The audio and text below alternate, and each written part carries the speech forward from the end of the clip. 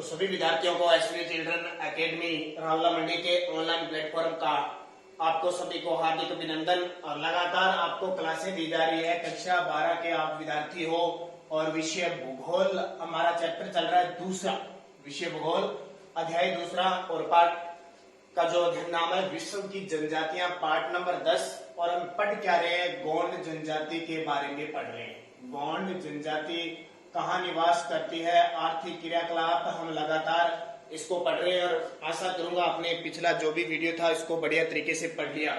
तो देखिए, गोंड जनजाति के बारे में पढ़े तो हम इसकी पढ़ रहे थे आर्थिक क्रियाकलाप, आर्थिक क्रियाकलाप के बारे में पढ़ रहे थे। हमने देखा था क्या इनका मुख्य व्यवसाय है, खेती करना, क्या सारी चीजें हमने पढ़ी थी। अब हम पढ़ते हैं इनका भोजन क्या है।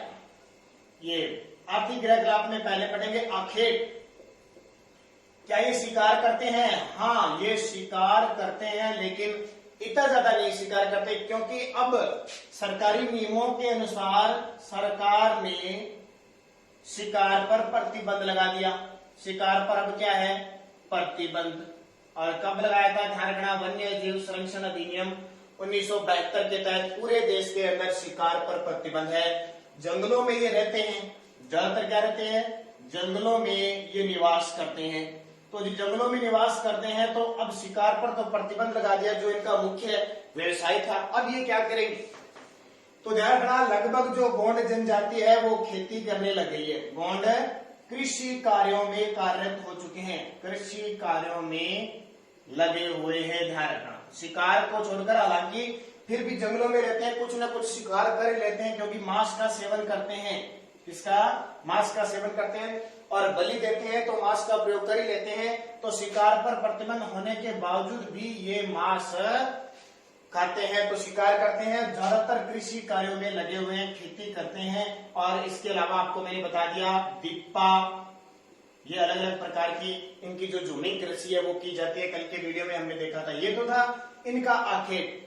अब देखिए, आखेट है, इसके बाद में ये भोजन किसका करते हैं। भोजन की बात करें तो भोजन, ये भोजन करते हैं। इनका क्या भोजन है? तो उदाहरण, कोदू व कुटकी, कोदू व कुटकी इनका खाद्य पदार्थ है।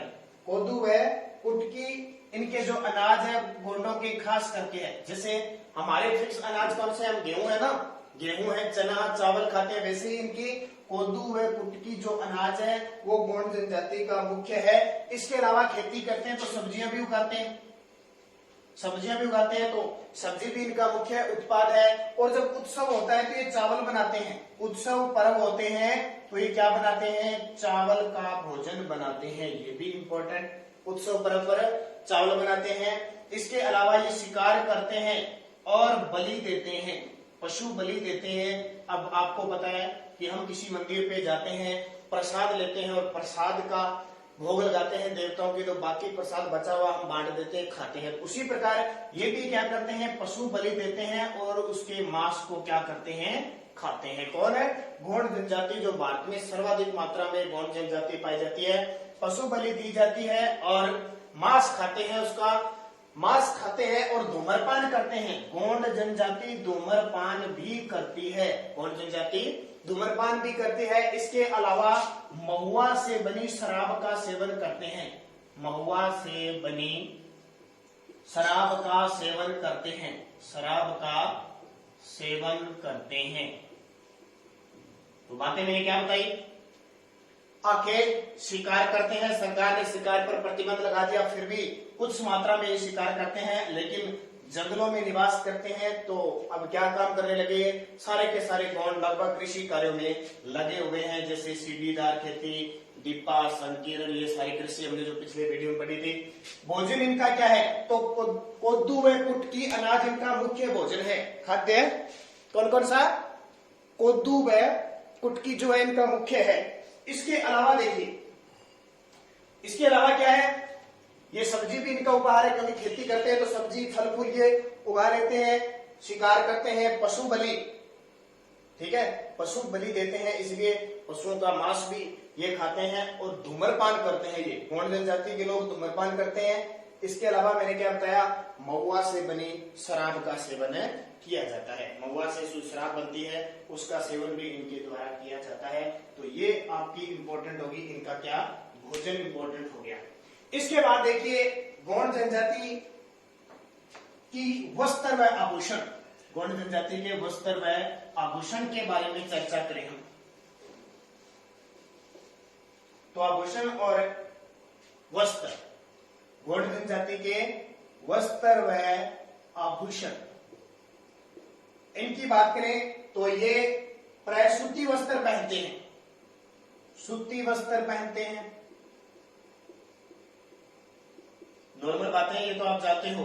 सूती वस्त्र पहनते हैं। पुरुष धोती, पुरुष क्या पहनते हैं, धोती, व स्त्रियां साड़ियां पहनती है, स्त्रियां साड़ियां व चोली पहनती है, साड़ी व चोली पहनती है। कौन, पुरुष तो धोती पहनते हैं और स्त्रियां साड़ी व चोली पहनते हैं। इसके अलावा पुरुष और स्त्रियां दोनों चांदी व एल्यूमिनियम के आभूषण पहनते हैं, एल्यूमिनियम के आभूषण पहनती है। पुरुष व महिलाएं दोनों क्या करते हैं, आभूषण पहनते हैं, खास करके गहने पहनते हैं। किस किसके, एक तो चांदी के बने और दूसरे एल्यूमिनियम के बने ये गहने पहनते हैं। स्त्रियां कांच की रंग बिरंगी चूड़ियां पहनती हैं, रंग बिरंगी चूड़ियां पहनती है। स्त्रियां कांच की रंग बिरंगी चूड़ियां पहनती है। वह कोड़ियों से बनाकर हार पहनती है, मनके व कोड़ियों से बना हार पहनती है। कौन है, स्त्रियां। स्त्रियों को ज्यादा और पुरुषों को कम शौक होता है आभूषण का, लेकिन महिलाएं ज्यादा है। देखो चांदी एल्यूमिनियम के गहने वो पहनती है, कांच की चूड़ियां वो पहनती है, रंग बिरंगी चूड़ियां, मनके व कोड़ियों से बना हार वो पहनती है। तो खूब सारे ज्यादातर क्या होते हैं। और देखो स्त्रियों को गोदना गुदवाने का शौक है, अक्सर गोदना गुदवाती है। आपने देखा वो किताब के अंदर चित्र है आपके पीछे की साइड में गोदने गुदवाए हुए, जैसे किसी शरीर के किसी भाग पे हम, ठीक है। तो गोदना गुदवाना भी अक्सर कौन है, महिलाएं करती है। इसके अलावा महिलाएं शरीर पर आप क्या करती है, जो बालों के अंदर गुच्छे में बांस की लकड़ी रखती है, बांस की लकड़ी, ठीक है। जैसे पीछे का गुच्छा होता है उसके अंदर कभी कोई पेंसिल वगैरह अपने तो रखते हैं, बांस की एक लकड़ी रखते हैं। तो क्या बताया, वस्त्र आभूषण में सूती वस्त्र पहनती है सबसे पहले। ये कौन से प्राय सूती वस्त्र पहनते हैं। पुरुष धोती पहनता है और स्त्रियां साड़ी व चोली पहनती है। चांदी व एल्यूमिनियम की ये गहने पहनते हैं, चाहे वो पुरुष हो चाहे महिला हो, दोनों ही क्या करते हैं, ये पहनते हैं। इसके अलावा महिलाएं हैं वो कांच की रंग बिरंगी चूड़ियां पहनती है, कांच की रंग बिरंगी चूड़ियां पहनती है। मनकों व कोड़ियों से बना हार, गोदना गुदवाना अक्सर इनका काम होता है, ठीक है। ये क्या होगी। और जो इनके बाल है, बाल के पीछे जो जूड़ा होता है उसमें सफेद बांस से बने एक लकड़ी का गट्ठर लगा देते हैं, दर्जन तक कंधे तक रखती है। अब देखिए ये तो आभूषण हो गया और वस्त्र हो गए इनके। अब और गौंड जनजाति में देखिए निवास गृह, गौंड जनजाति के जो निवास गृह है उनको क्या कहा जाता है, निवास गृह। तो गौंड जनजाति के निवास नगले अर्थात पल्ली, नगले अर्थात पल्ली, पल्ली वो नहीं धारणा स्थान हो गए पल्ली, और छोटे छोटे गांवों में रहते हैं, और छोटे छोटे गांवों में रहते हैं, ठीक है। नगले अर्थात पल्ली और छोटे छोटे गांव में रहते हैं, निवास गृह है इनका।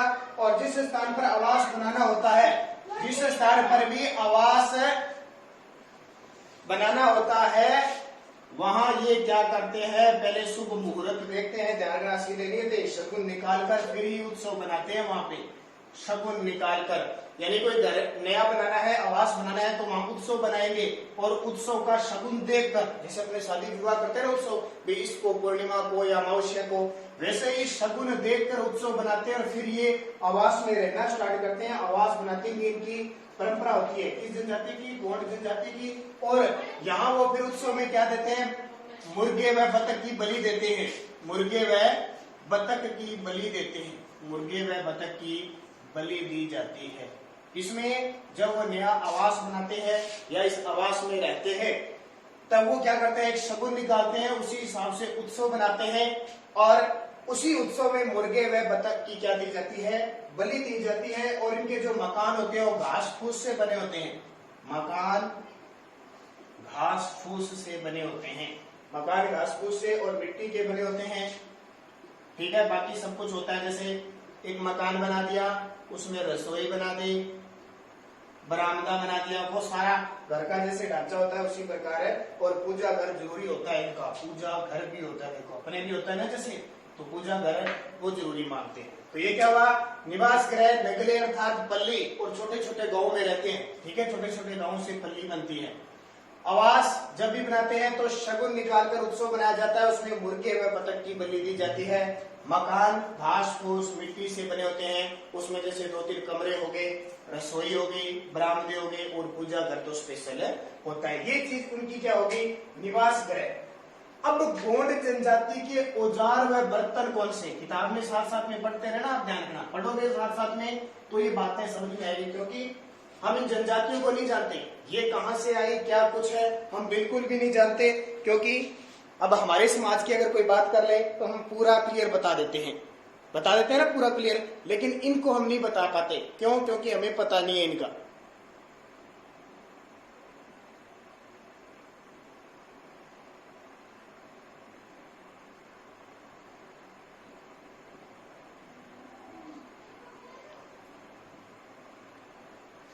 ठीक है, अब देखिए इनके औजार और बर्तन कौन से हैं, औजार व बर्तन। गोंड जनजाति के औजार क्या है और बर्तन क्या है, तो उदाहरण साधारण होते हैं, इनके स्थानीय कारीगरों द्वारा बनाए जाते हैं। इनके जो बर्तन व औजार क्या होते हैं, साधारण तरीके के होते हैं, और स्थानीय जो वहां के लोग हैं, वहां के कारीगर है, स्थानीय कारीगरों द्वारा बनाए जाते हैं, कारीगरों द्वारा बनाए जाते हैं। ठीक है, नॉर्मल ज्यादा ये हाई फाई नहीं रखते बर्तन वगैरह औजार, नॉर्मल इनके बर्तन होते हैं। इसके अलावा जैसे स्थानीय बनाते कौन है, तो स्थानीय होते हैं लोहार। वो क्या बनाते हैं, देखो लोहार, लोहार जानते हो ना, गांव में अपने लिए फोलिया खेती करते हैं, फोलिया, खुरपा, पावड़ा, फावड़ा। ठीक है, फावड़ा जानते हो ना आप, दराती, कुल्हाड़ी, दामती किसको कहते हैं, कुल्हाड़ी, तीर, तीर कमान, इन औजारों का ज्यादातर ये क्या करते हैं, प्रयोग करते हैं। तीर की जो नोक होती है ना आगे वाली, इसका प्रयोग करते हैं, कई बार शिकार करने के लिए काम में ली जाती है ये। ठीक है, तो स्थानीय कारीगर कौन होते हैं, लोहार होते हैं। अपने गांव में भी लोहार बैठे ना, कोई भी लोहे का काम करवाना है तो हम किसके पास जाते हैं, लोहार के पास। तो जैसे फलियां होगी, फाड़े होते हैं ना, फाड़े हल्के, खुरपा हो गया, पावड़ा हो गया, दराती, कुल्हाड़ी, तीर कमान, ज्यादातर ये खेतों में ये क्या करते हैं, इनका प्रयोग किया जाता है। लकड़ी का सामान भी खुद बना लेते हैं ये, ध्यान रखना, लकड़ी का सामान जैसे चारपाई, लकड़ी का स्टूल,